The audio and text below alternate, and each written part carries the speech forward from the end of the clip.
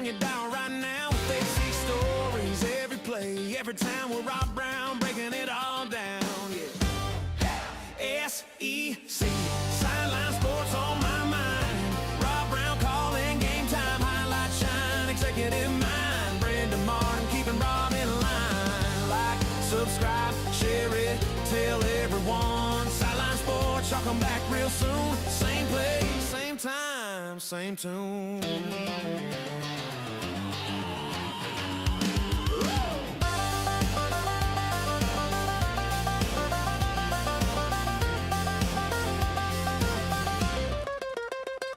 From the booth to the field, every Saturday feeling you home. We ride that rivalry, make that living room sound like the zone. From Tiger Grouse to Rebel Crowds, every hometown heartbeat loud. Rob and Brand turning up that talk like you right there inside the crowd. SEC Sideline Sports on my mind. Rob Brown calling game time. We'll love it, guys. Got a great show in store for us today. We got the Roundtable Friday.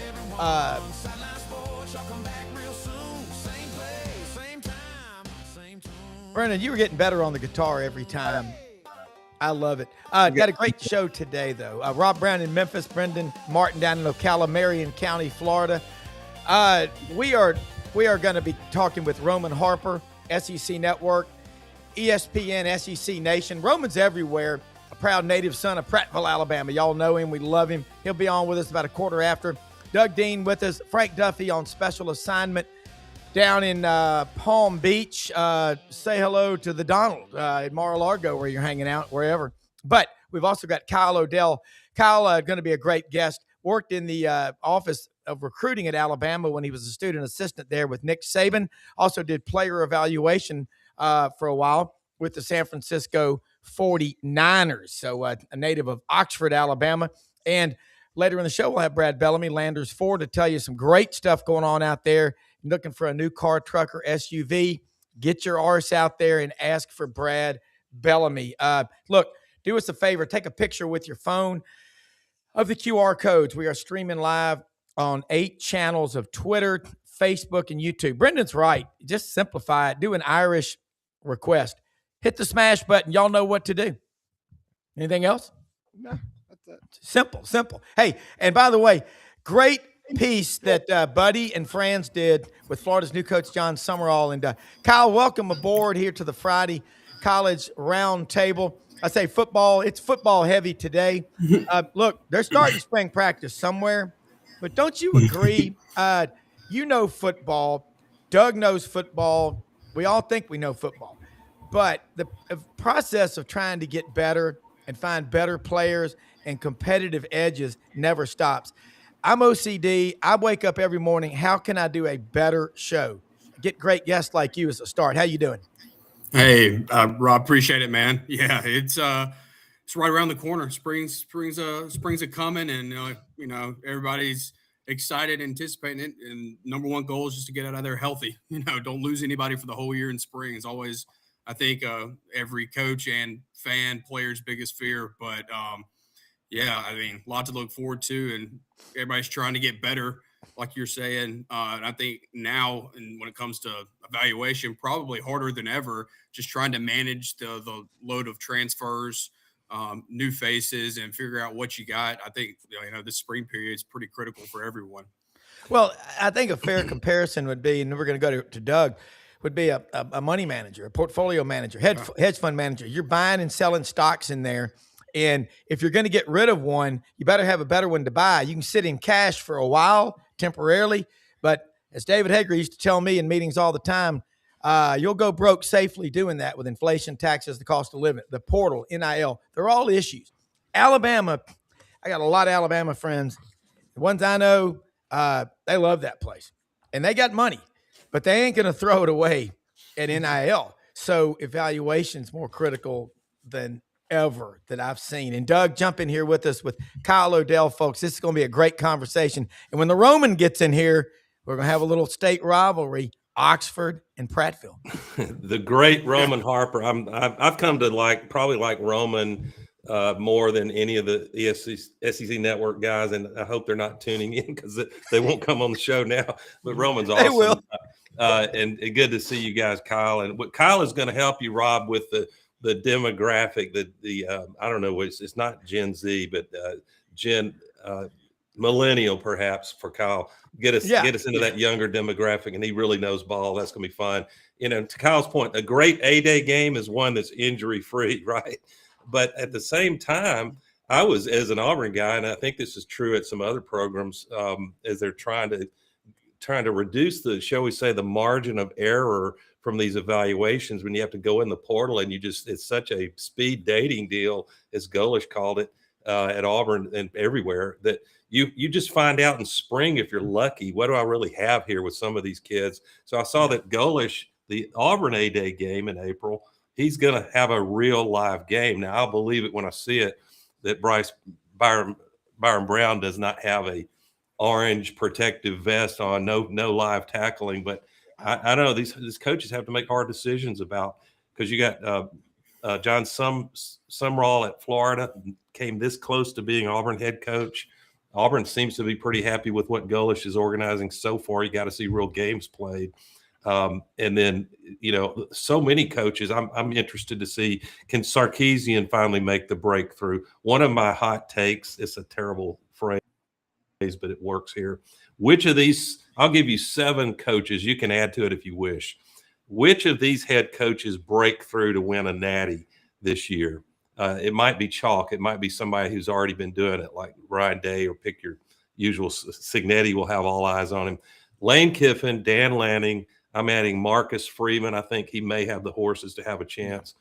Coach DeBoer. I mean, that one's weird because he was inches away from that when he was in his last year as Washington head coach. He could have easily pulled a natty down.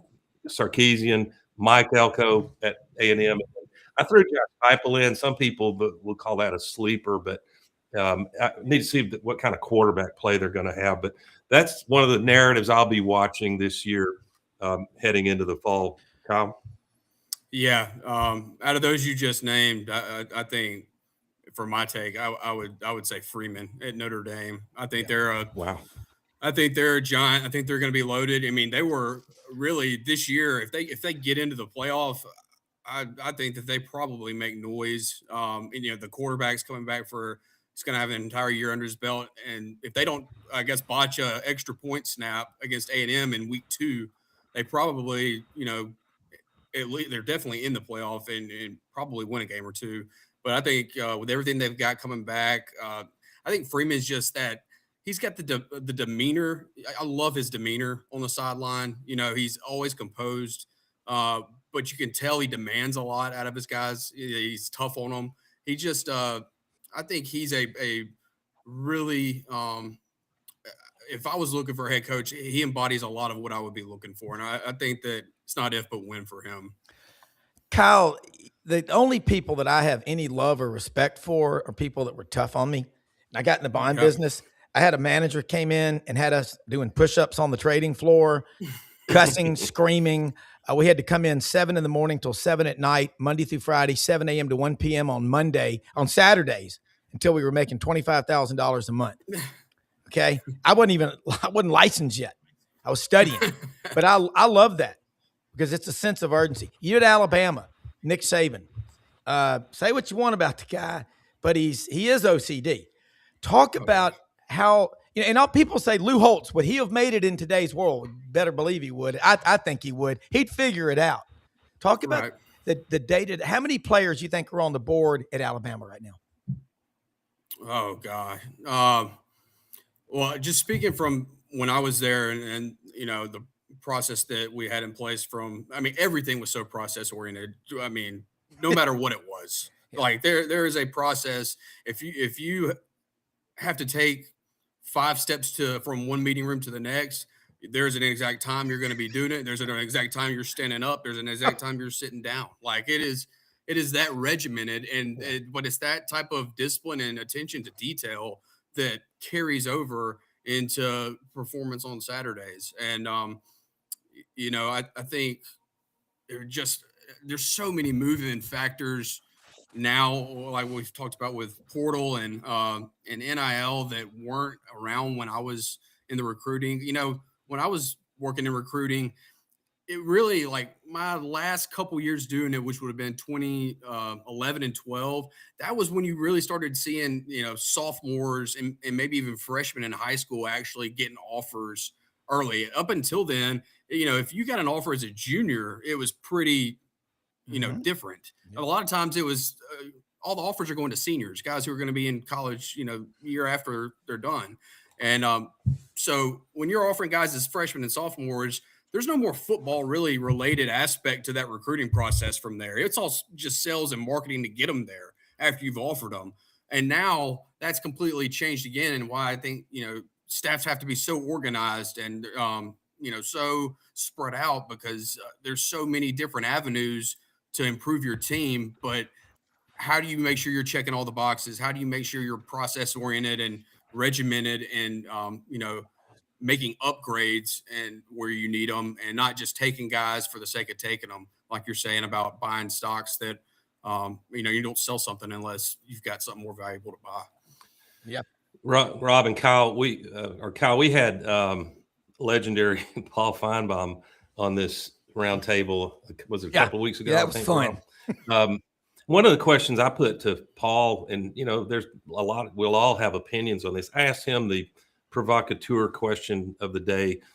Have we seen, for all meaningful purposes, the death of the notion of the blue blood programs? And I thought he gave a fair answer. He said, no, if you let me decide, if you make me pick between, for the next couple of years, who's going to win the Natty, Indiana, as good as they looked last year, I think they just caught fire. And I don't want to take credit away from the genius moves Signetti made with roster building and roster management. Helps to have a Heisman quarterback who's going to be number one overall. You agree, Kyle? He'll be number one overall for sure. I'd hate to be the GM that passed on him the way he looks. But Paul said, I would still prefer that you let me pick between Alabama, Georgia, Ohio State. You can add to the blue blood list that have really racked up national championships in the modern era. But I do think, and Paul or Rob, you have a guest who's really follows Alabama, Gary. Gary Harris, name? Tuscaloosa. Mm-hmm. Yeah, and he's outstanding. And I liked his commentary on this very question. He said, here's how I see it happening at Alabama, for example. There was a time during the heyday of Saban, and certainly other eras, Coach Stallings, and most any decade you want to look at, certainly Coach Bryant, but that being able to wear that crimson jersey and being able to go and have the opportunity. Well, Doug, you're talking about players that you sign, whether it's at Alabama, Georgia, Tennessee, whatever.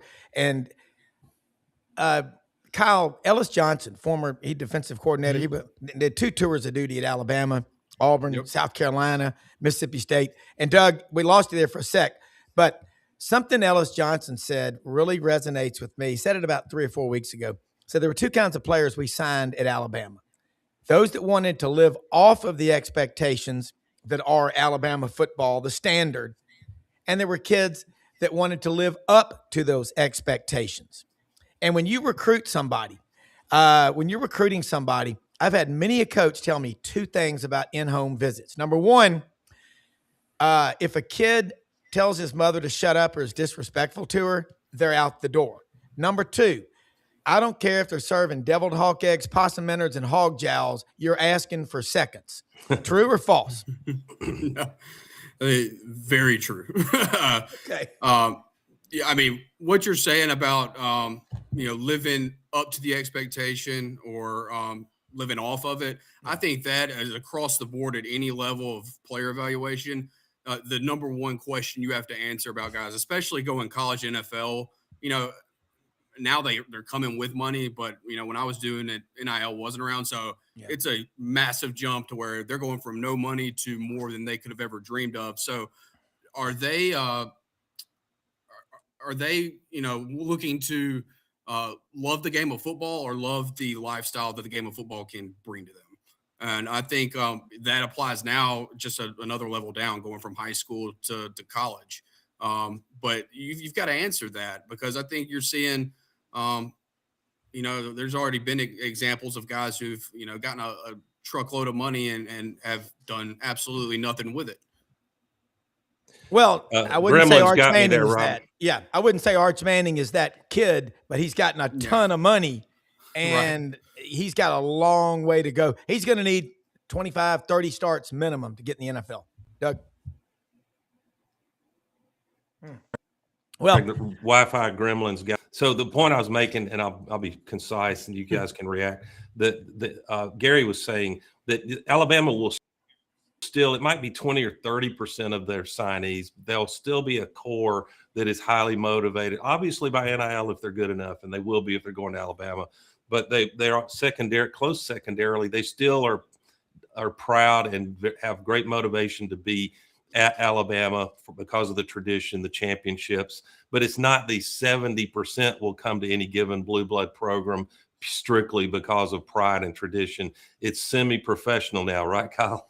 Yeah, definitely. I think you can look at just up and down, particularly Alabama's roster. The number of in-state guys they have on the roster now compared to 10 years ago is drastically different.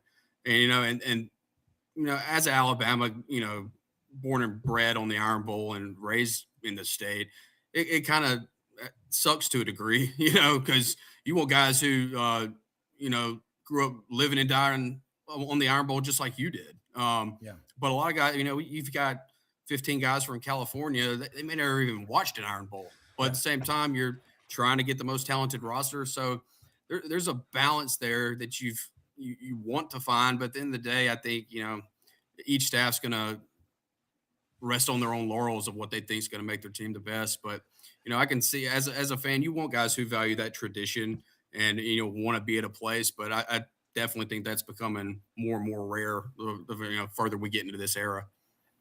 Those Iron Bowls that you see late fourth quarter, Rob will remember one of my favorite Iron Bowls, underrated, the 86 Iron Bowl. And you see Brent Fullwood nowadays, there's no way the team doctor would let him back on the field, but you were not going to take him off the field. And you see that Alabama, Georgia, and these big rivalry games, somebody's got a severely sprained ankle. They're not coming out in a rivalry game unless the coach just forces. Well, they're coming out now with hurt feelings. I mean, come on. But the 1986 Iron Bowl, Brent Fullwood was hit so many times. He was being carried off the field with a teammate on either holding him up, and he kept going back in there. The pride of St. Cloud, Florida, like Frank Ford was of Kissimmee, R.I.P. Frank. But I'm with you both.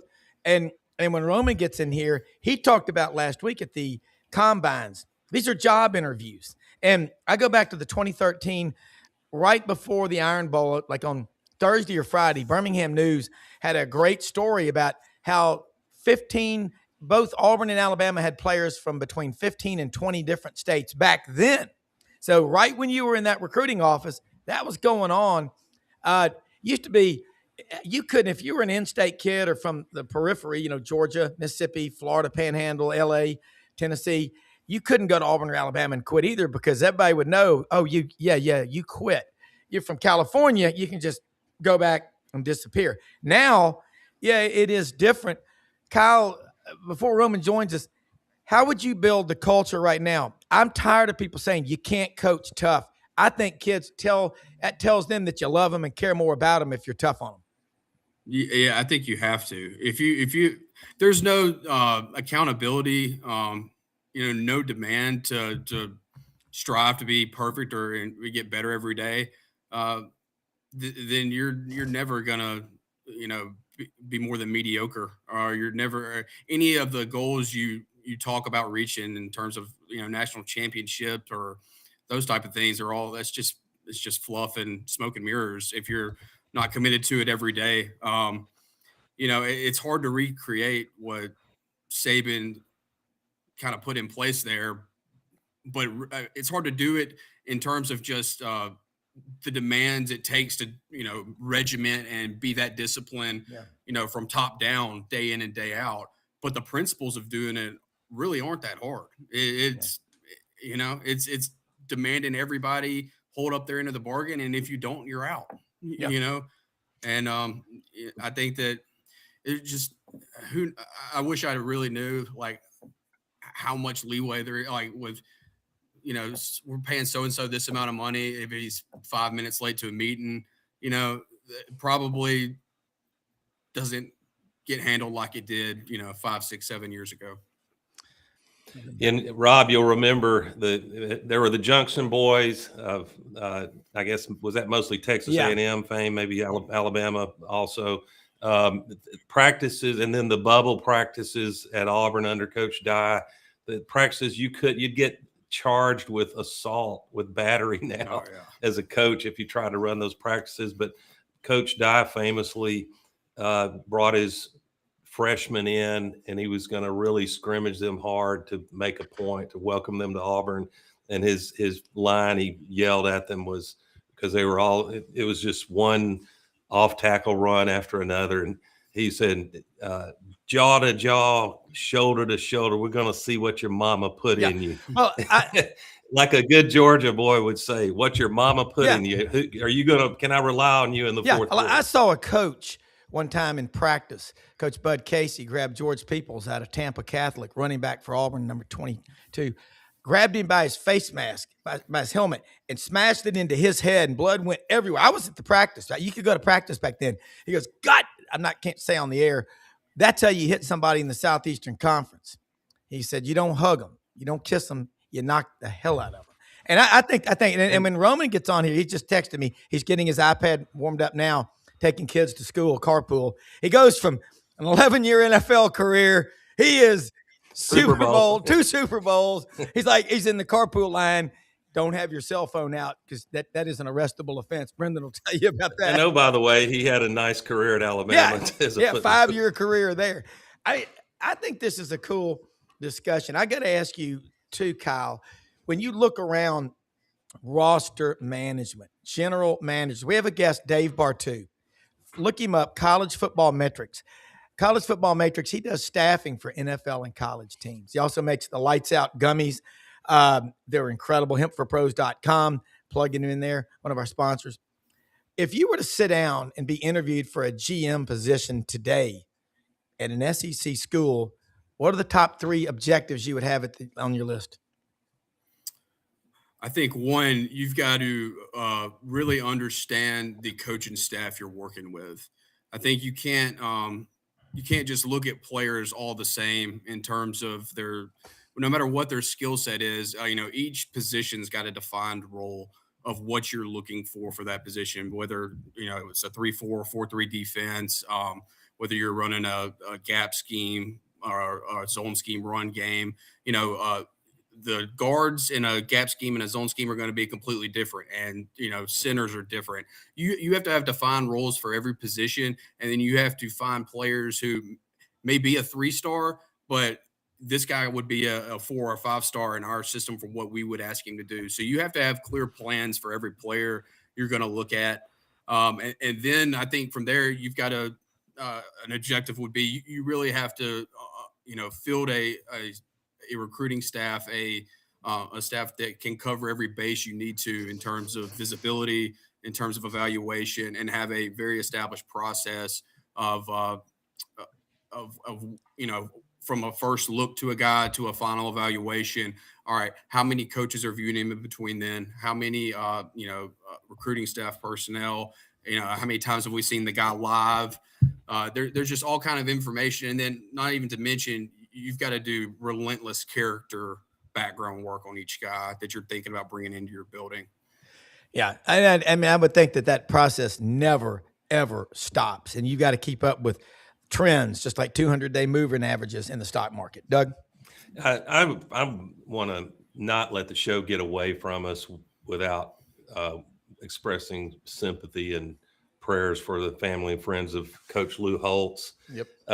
And I was thinking, I don't think Lou would mind me saying this. There are many, many quotes that Lou will live on a long, long time attributed to Coach Holtz. But for my money, and maybe it's because that Catholics versus convicts was a little bit personal for me because I feel it's coming up. But Lou Holtz's line, you guys after the game, if you want to fight somebody in the parking lot, fine, but you saved Jimmy Johnson's ass for me. I mean, that's going to have more staying power than – and 88, remember, Rob, but for that difficult road loss in the earthquake game in Baton Rouge, Auburn would have been playing Notre Dame for all the Tostitos. And I don't know if that Auburn team, as good as they were defensively, could have won that. Notre Dame just caught fire that year. But and I was down there at that earthquake game. I was on the 50-yard line, and Kirk Crane. Props to Coach. Yeah. Doug, that was a hell of a game.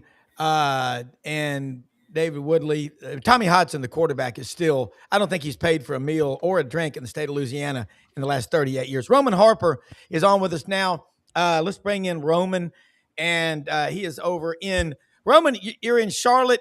There you go. Some beautiful artwork. Thank you so much for taking time to join us. We're talking about your great career at Alabama, then your 11-year pro career, and now you got to be careful in that carpool line not to have your cell phone up because you're going to get fined. But we got Doug Dean and Kyle Odell. Kyle's an Alabama grad, worked in the office of recruiting with Nick Saban when he was a student there, and also with the 49ers briefly. So we're kind of having a cool discussion about player evaluation, the NFL. And you gave us one of the great quotes last week. These are job interviews at the Combine. Let's go. Thank you so much for joining us as well, always. Oh, man, no doubt, man. Glad I could make it this morning, Rob. What's up, guys? Brandon, Rob, everybody else. So, yeah, man, I'm just happy to be here. This is some art behind me that my wife probably paid a lot of money for, and I have no idea what it means. So don't ask me any questions. Like one lady has a big arm. She has a small arm. I have no idea what any of it means, but it's fine. So, it's art. It's artistic expression. Roman, right now, kind of a theme today is the SEC is going to have a lot of players at the Combine. So the Big Ten projections are this, and I'm going to let Doug and Kyle jump in. But 2 of the top 15 projected guys in the draft are from the SEC. Mansour at LSU is a transfer from Virginia Tech, and Keldrick Falk, in-state kid from Highland Home, where the Hyundai plant is, just south of Montgomery. Kind of, you know that area. I do. And they got 7 of the top 15 projected coming from the Big Ten. 10 of the top 32 projected coming from the SEC. 12 of the top 32 coming from the Big Ten. And then 17 out of the top 100 Big 12. And last place of the Power Fours, ACC with 12. SEC still leads overall, projecting 32 of the top 100. So I've laid the table. The food is ready to be served. Now, tear up all that stuff and show us how the SEC is going to get back on top of the college football world. Wave the magic wand. Well, I don't have that for you. It's the same expression I tell my kids all the time when, all of a sudden they want to get out there and think we got some magic LeBron pixie dust you're going to throw out before a basketball game and all of a sudden start playing worth of crap. So, it's all about the work that you put in before you get there. And you're talking about all the Big Ten having all these players. I think Ohio State has 5 or 6 of the top whatever players coming out of the Big Ten, outside of a couple guys. Oregon has a safety. Of course, you got the quarterback at Indiana. So you got some players kind of mixed in there. But Ohio State's the big dog when it comes to these top-tier players. And, what does it say about Ryan Day not making the championship with all these top 10 picks? You got 3 or 4 guys scheduled to be in the top 10, top 12 picks, all coming from one school. And you're telling me, and their best player still in school, and their quarterback too, who's going to be supposedly a first-round pick. So Ohio State's chomping at the bit. It's a lot of talent, man, just to give credit for what it is. You give Indiana a lot of credit for what they were able to do last year. Ohio State, nobody is able to recruit talent at a level in which Ohio State does, especially from up north, but still been able to go down south, pick a couple guys out from here and there, and be able to continue to do what they do. You give them a lot of credit for what Ohio State does. And the SEC, man, the SEC has to just be better. Like, there's no excuse. Like, I'm not going to sit up here and act like the SEC has earned that. We said it last year that it was a big year for the SEC, that they needed to get back into that championship talk. And I'm not even saying that you had to win one, but you need to at least be in the game. And the fact that they didn't make it to the game kind of let you know that they're still, like, I think overall SEC is the best conference from talent-wise, top to bottom. But that doesn't mean they're the best conference anymore. Like, the team with the belt, which is the Big Ten, is the champion right now. They've won the last 3. So you got to give them that credit. Like, I don't know if anybody's going to sit up there and argue for the SEC. with a straight face. I mean, you can try to, but I'm not going to believe you.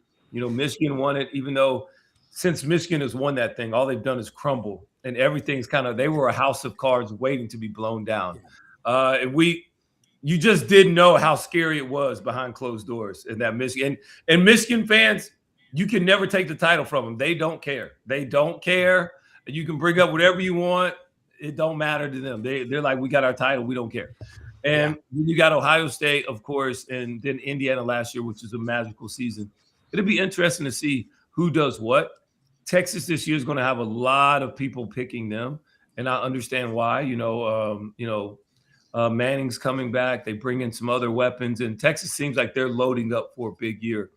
But you never know, because Ole Miss was supposed to be the team 2 years ago, was supposed to be the team that they made the run. And then last year they came out of nowhere and got hot at the right time. So anybody could do it. And ultimately it's almost where college basketball March Madness is, that whatever team's playing the best down the stretch is usually the one that's going to have a chance to win it all at the end, which is what we saw out of Miami. And then ultimately what we saw out of Indiana pretty much all year long. Yeah. Doug? I'm going to let Kyle put a question to Roman. Yeah, Roman. Talking about like combine and just prospects, I was, thinking about your experience at the combine and how, I guess, different maybe it is now compared to when you went through it. Just looking at, there's 6 safeties that run 4.35 or faster at this year's combine. In terms of, just when you remember, like, you were about to go through it, obviously it's a job interview, but do you remember testing, are guys just so specialized now in the training that they're doing in terms of getting ready for combine? And do you remember when you're, about to go do the combine workouts, was it that big of a focus, or were you, more, I guess, set on what you put on film for 4 years and knew that you were a good football player and that was kind of going to be what told the story on you? Well, I would say this. Well, number one, the film is always what tells the real story. A lot of times, you see these 40 times and guys running the underwear gymnastics is what we call it. The underwear. You either confirm or you make us go back and look at the tape. Like if you see the explosion, you see that, you want to see all that on tape, right? You don't want to all of a sudden see a guy running 4.2 and like, oh, I thought he was a 3rd or 4th round guy. Now I think he's a 1st rounder because he ran fast in a straight line with nobody else around. Those things should show up on tape at some point, right? And so it can get you from a 3rd round to a late 2nd or early 3rd round. Like you can move based upon that, but ultimately when you're evaluating, you want to see that on tape. Now, as far as like these athletes now that are running all these blazing times, this is the best performance of athletes we've ever had at a combine this year in particular. I would say this. Number one, I never learned how to run a 40 until I was literally trained for the combine. These kids nowadays all learn how to run early. They all learn how to train. They all learn how to run 40s because that's where they're going to get tested or timed at when they go to a Nike camp in high school. So like they have been doing it longer. They're all a lot more explosive. And every year athletes are getting bigger, faster, stronger. Ultimately, that's just what it's doing.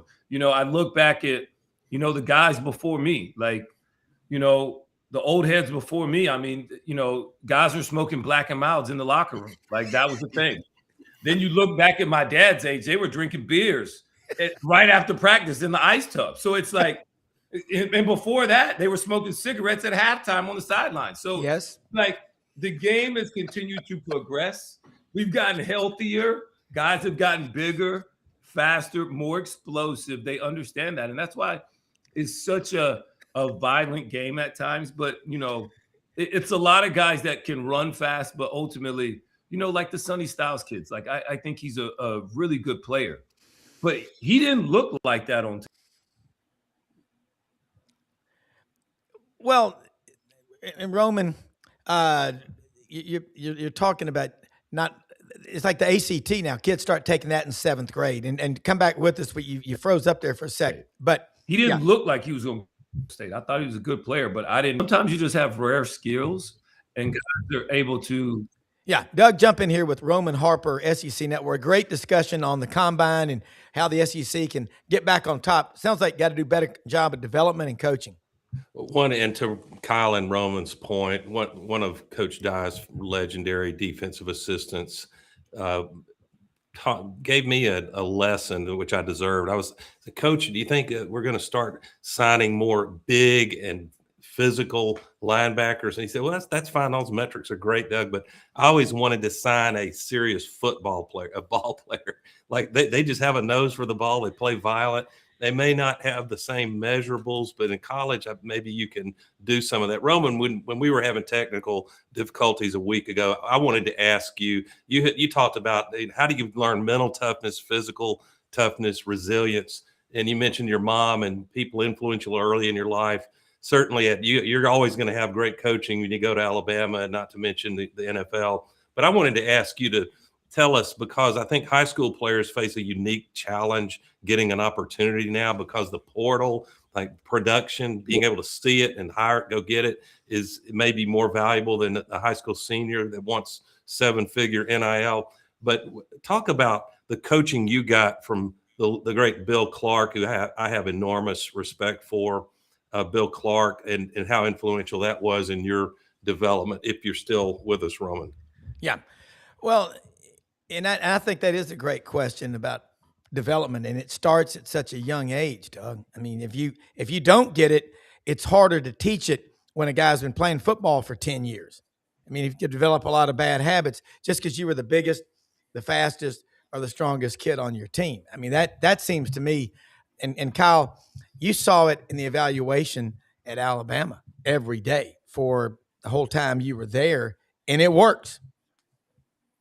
Yeah, definitely. And, one thing else I've thought about is, I think that obviously as athletes are training earlier and, doing more specialized things and are faster, more explosive, like Roman was saying, I think that also we've brought in more athletes to the game due to the safety rules. Like I think targeting, the protecting receivers specifically.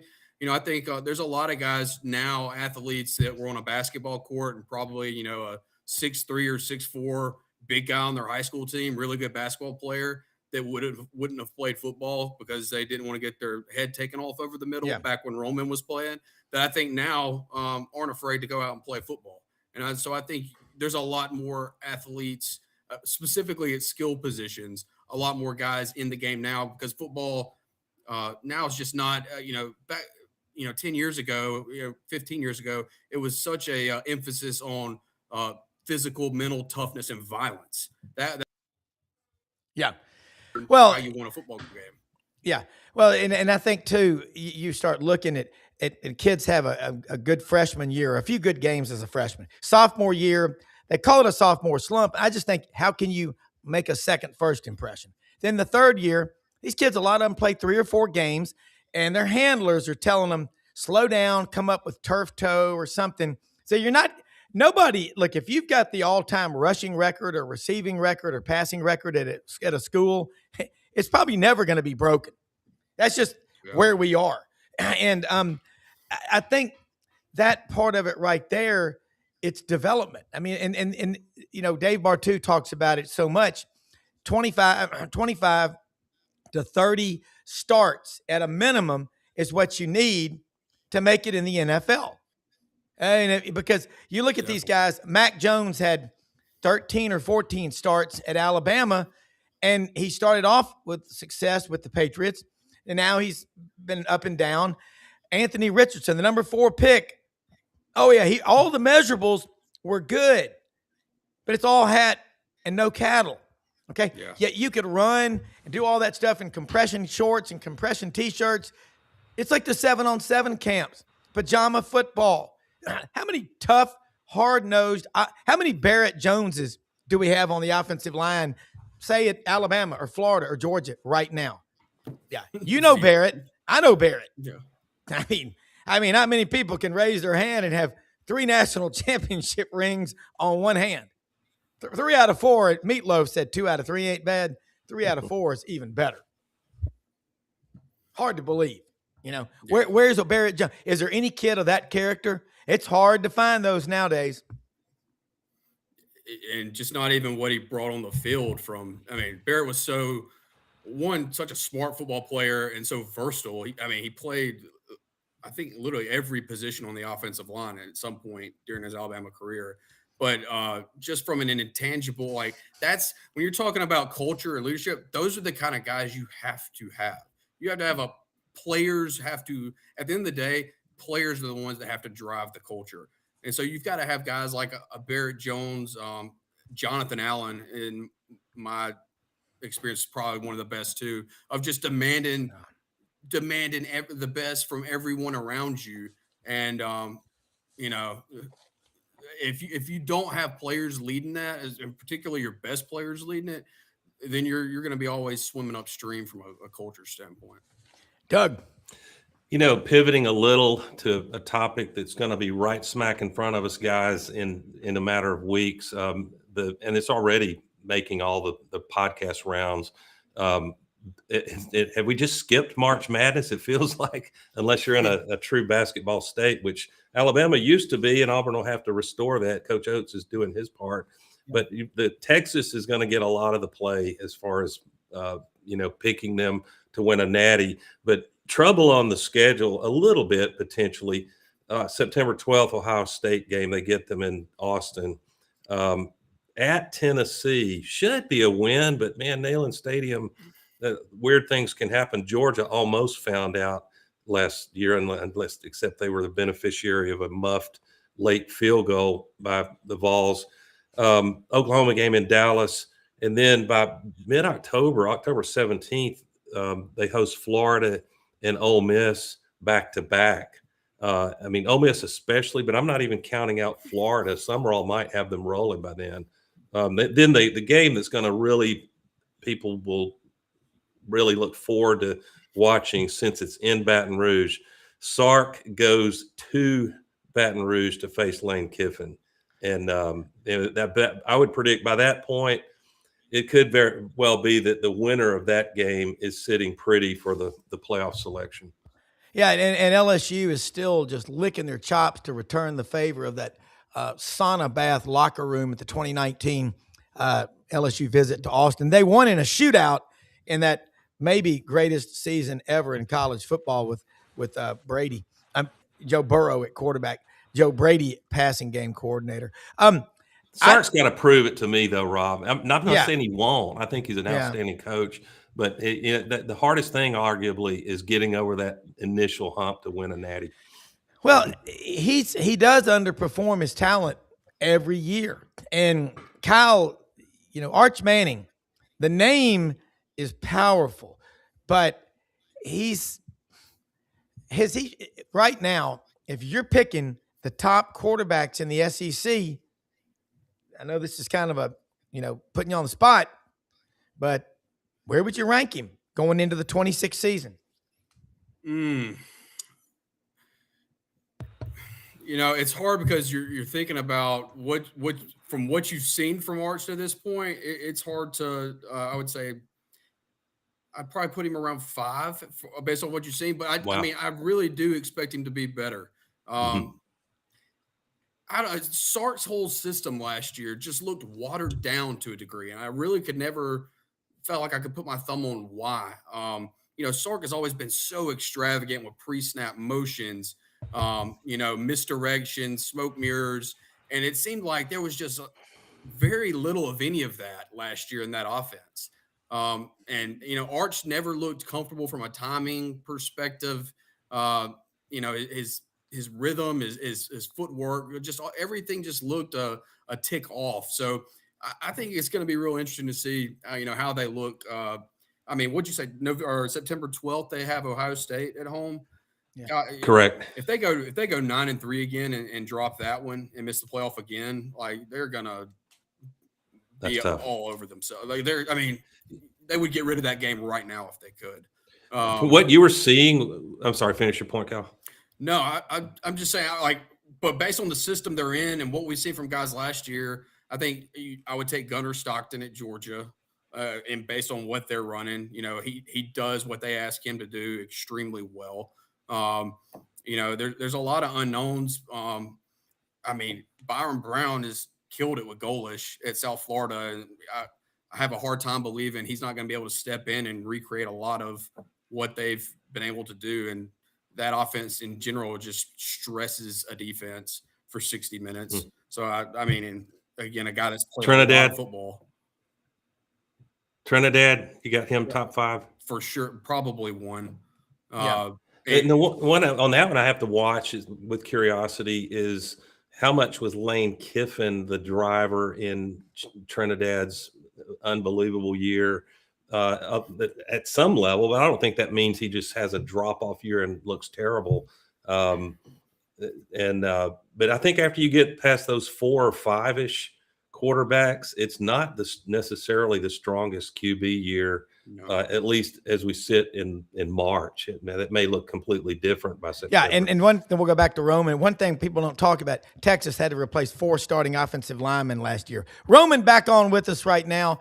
Roman, looking at the at what we've been talking about, evaluation, combines, and everything, pick up where you were. You were making a lot of points about fast guys, speed. Dave Bartu says of the 5 fastest NFL teams last year, 4 out of 5 did not make the playoffs. He said, be careful about speed. He goes, it's not real. He goes, you got to have that football mind, and be in the right place at the right time is more important than just running a straight 40 in a line in compression shorts. Well, it's just not football, right? Yeah. Yeah. It's tough. And I think that people get caught up in all these metrics and numbers, and they're not, if you're not a good football player, Kyle, it's you can be fast, but you're out of position most of the time. How are you gonna make it work? If I'm telling you, you could give me the best, or like the best athlete you could possibly dream up and watch their tape. If they don't have instincts, it is a drag to watch them try to play football. But you give me a guy that's a mediocre athlete with elite instincts, it's the funnest tape you'll ever watch. Instincts are everything. The one guy that comes to mind from San Francisco scouting days was Chris Borland, was an inside linebacker at Wisconsin. He retired early with concussion things, but he was 5'10", 230 pounds, very average athlete. Nothing about his athletic profile said that he should be doing the things he could do on a football field. But his rookie year, he had he led our team in tackles, had I think 5 or 6 interceptions, forced fumbles. The guy just knew where the ball was going and could find the football. And those are the guys, I don't care, what you run a 40 in, your play speed and the speed that shows up on the tape is, at the end of the day, what you're looking for. I would bet some of those guys, like you're describing, like I said, it was Coach Joe Witt that said, I just want to sign a ball player, Doug. But I bet they're fanatics at film study, obsessive film study, finding one little thing, one little tell of their opponent that gives them an advantage. 100%. Yeah. Well, anything. Roman, jump back in here when you can. Yeah. Roman, I know Doug had a great question about Bill Clark, your former coach down at Prattville, the development and what he meant to your career. Coach Clark taught me a lot, man, just on how to prepare mentally for a game, not really getting so emotionally involved in understanding the execution within the game is what it really comes down to. The Raws and everything pregame is great. No. Yeah. Well, and unless you're mentally ready to go. So that was the one thing I really learned from Coach Clark about the mental aspect of the game. And then the preparation going into it. I just, hearing Kyle talk about Chris Borland, what a great story. San Francisco's linebackers get hurt that year. Borland fills in and has a Pro Bowl type year and literally walks away that next offseason. And he was just like, wow, the guy had everything all in front of him. He might have been defensive rookie of the year. He did so many great things in that short amount of time in a big city like San Francisco. where you had all these great linebackers in front of him. I was playing when he did this. It really took everybody back. I don't remember. Was it Navarro Bowman that got hurt? I forget which linebacker got hurt. Somebody got hurt, and then he filled in. Do you remember, Kyle? Willis had the toe, and then Bowman was coming off. Yeah, Patrick Willis had the toe injury, and then Bowman had the knee blown out in Seattle the year in the NFC Championship game the year before. That's what it was. But he balled out and then walked away. And you're right. Sometimes it's not about the numbers. It's not about the speed profile and everything else that everybody loves to focus on. It's really just about the tape. Like, what do they look like when you cut on the tape? And he's like, Coach, I never forget. Can you guys still hear me? Yeah. Oh, yeah. Okay. I never forget when Sean Payton always breaks down like my draft class. Okay, we had Reggie Bush. No brainer. He fell to us in Houston from Houston. Houston's taking Mario Williams.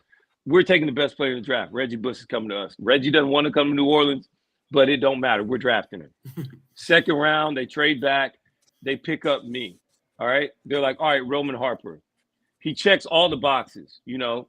And these are the things that people don't pay attention to when you're in this drafting process. People pay attention to everything else. He treats people great. All right. He's talking to the lunch lady, the trash, like, great person. So that part matters. 2-parent home. That's a good box to check. All right. Dad was a coach. That's a great box to check. They said, you know, he likes to party. All right. That's not always great, but he loves football. Completely committed to it. He's committed to football. He's not going to, when it comes to football, coach, you ain't got to count on nothing else. He's going to be there. Okay. That's a great box to check. How is he as a person? He's reliable. He's like, so like all these boxes that like people don't pay attention to, those are the things that everybody's asking. So for me, I almost felt offended when he was like, Roman was a safe pick. He went to a big school in the SEC, so you know he played great. He was a 3-year starter at an SEC school, checked all these other boxes, turn in the pick. Then we had my guy in the 4th round, Jari Evans, a tackle out of Bloomsburg, right, Pennsylvania, small school, injury in high school. I don't know. The tape is grainy. You know, it's like all the other things that you're worried about. And like, how does he project? We don't really know. That's why you go in the 4th round and not a 2nd round, right? Just doesn't check as many boxes. So you take a little bit more time on it, a little bit more deeper of evaluation. He turns out to be the best player out of all of us, right? 5th round pick for us that year, Rob Ninkovich. Went to JUCO, played at Purdue, good player. He checked a lot of boxes. Sean Payton didn't have the right vision for him when you bring him into the building. You got to have the right vision for every player you bring into your building as well. Or you're going to have guys that don't pop for you, but then they're going to go somewhere else in 3 years and pop for another team. And you're going to look back and regret yourself. Rob Ninkovich is the example that Sean Payton uses every year, every offseason, talking about players and vision that you got to have for that player once you get him in your building. And so you just never know. But ultimately, man, Rob, it's all about checking the amount of boxes and getting one team to fall in love with you. That's all you got to have is just one. Yeah, and you got 32 options. And it just seems to me like what you do your whole time, they're paying attention to it. And I think if you could address the Alabama team or the Georgia team or the Auburn team and you were talking to them, you'd want to tell them, hey, guys, you got to pay attention to the details. It's like in the financial services industry, people that are interviewed, you better know this, your social media profile is part of your resume, whether you know it or not. And if you've been doing stupid stuff, Rob, I'm sorry, I can't hear right now. I got to try something else. Okay. But that is it. You know, it's a problem that you have when you're being evaluated. Brad Bellamy, I saw you there for a second from LandersFordMemphis.com. Hopefully we can get you back on the screen here. But, you know, people have got to pay attention. It is a job interview. They're going to, and typically when you're hired for your first job out of college, you might be making, I don't know, it just depends on what you're doing, 50 to 100,000 a year. In this case, in the NFL, it could be millions. I would think they'd ask a lot more questions than just what were your grades? What was your GPA? I certainly didn't get my job based on my GPA. I got my job because I said I'll be the best hire you've ever made in your life. And I always try to tell people that. If you don't believe that, then stay in bed. I mean, that's it. But Doug, jump back in here with us. Great Appreciate discussion. And hopefully we can get everybody back on here. But it's like flying a plane, man. Keep going. The clock may strike midnight on this show. There's always next Friday, right? But I want to ask Roman on some show upcoming to pretend he is interviewing Alex Golish. It could also be Josh Heupel. Any of these coaches that really love to run that face melter offense with this nonstop pace. If I'm a defensive coordinator, the sort of the stereotype is they hate that offense because it's going to fatigue their defense, and there's some truth to that. But I was curious if a defensive mind like Roman would welcome a team that, who cares if you win 10 games, let's say 48-42 on average. Do you really care, or is it important to a defensive mind to get in games where you're going to win at 17-13 or maybe 27-13? How does that give and take happen between an offensive coordinator and a defensive coordinator if you're going to try to run tempo like that? Kyle, you can pretend you're Roman for a second and give that answer. Yeah, I mean, I think I think obviously the two coordinators have to be in clear communication. But I mean, like when you're talking about Golish, like Golish is going to run that offense. So if you're interviewing for defensive coordinator there, you know what you're signing up for. Giving up points today is almost inevitable. I don't care how good of a defense you have. It's just, the game is molded towards an offensive, and I mean, it's entertainment, it's ratings. I mean, people like watching points be scored now. And so in the result, there's a lot of points being scored. But I think those offenses in general are just they demand so much communication from a defense and put so much stress on you play in and play out that if the one time you don't communicate properly, it could be 6. Yeah. Look, we're about out of time. We'll get all this stuff worked out, everybody. But great stuff. Kyle Odell, great experiences, in the recruiting office at Alabama and the 49ers, Doug Dean.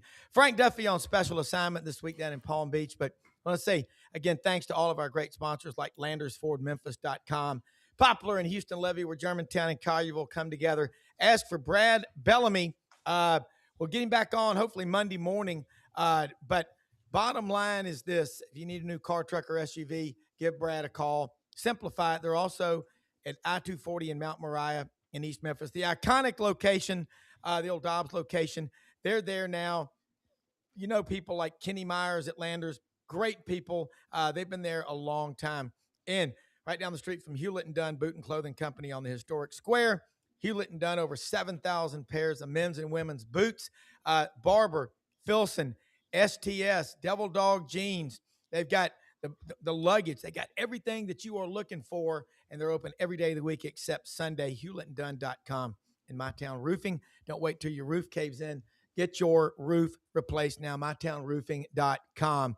And HempForPros.com. You got aches and pains, trouble sleeping, give them a ring. Order these gummies. They absolutely work.